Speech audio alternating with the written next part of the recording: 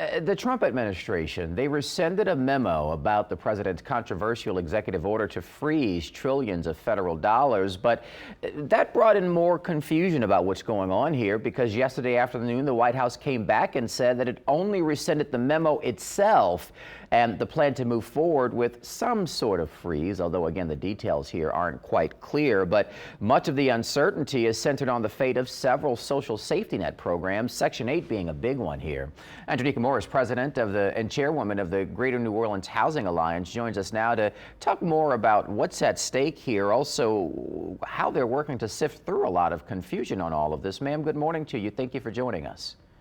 Good morning. Good morning, Brandon. Thank you for having me. Let's start right here. What is your knowledge base? I mean, where do things stand as far as you're concerned with these Section 8 funds and the back and forth on the questions about all of this? So again, we're relieved that the injunction was not allowed to be dismissed. Again, it was very clear that the White House was taking steps, hopefully, to circumvent the injunction. So the injunction is still in place. The funds must flow per the contracts and grant agreements that agencies have with the federal government. Now, what does that mean long term? That is up for debate and discussion, and I'm sure it's going to be compounded by the fact that they're talking about letting go hundreds of thousands of workers who manage these programs in the coming weeks, months.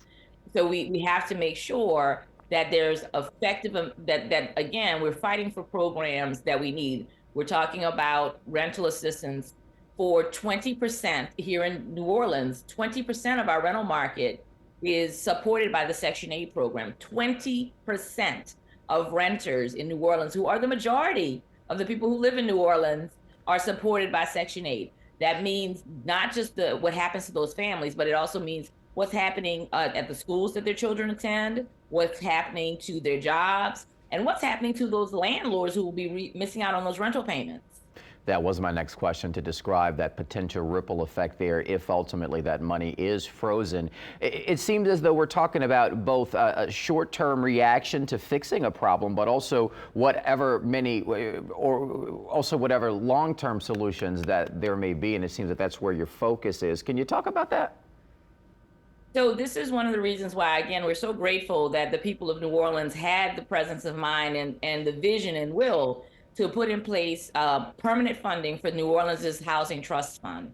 2% of our revenue will be available starting in 2026 to address these kinds of problems, to close these kinds of gaps.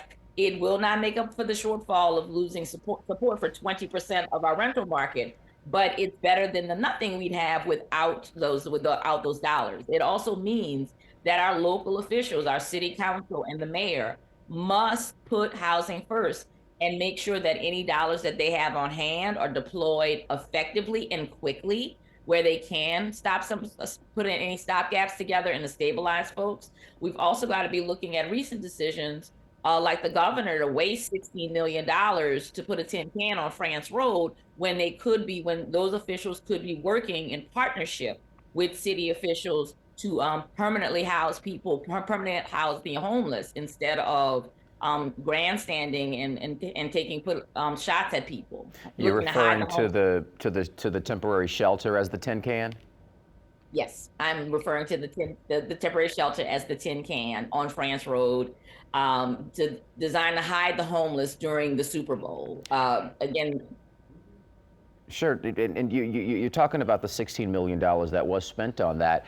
When the Trump administration made the announcement of these freezes, we did hear from the governor, and he did say that, that they were looking into this, they're monitoring it, and if they needed to go into state coffers to do anything in the interim basis, that they would. What's your level of confidence on that? Not a lot. Again, finding $16 million using the executive powers granted to the governor due to the New Year's Eve terror tragedy to find $16 million to not instead working with the city's existing efforts to house the homeless, and going on and doing something that is ultimately going to be, we're going to see the impact of it, that it's not going to make a lot of sense long term. Don't have a lot of confidence in that. We're hoping that the delegation, state officials are going to want to work together moving forward. Recently, the Budget Committee announced that we have about $250 million surplus, and we still have an insurance crisis.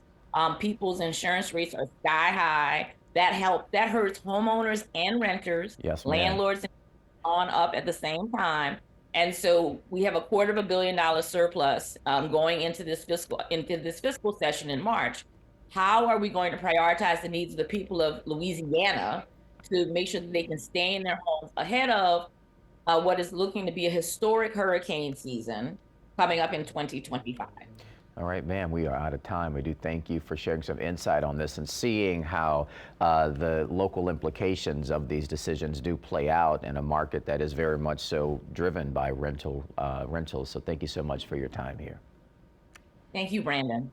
All right, the news does continue this week. Stay with us as we continue to stay on top of this on all of our platforms, WWLTV.com, also WWL Plus, and you can get our app on the smartphone.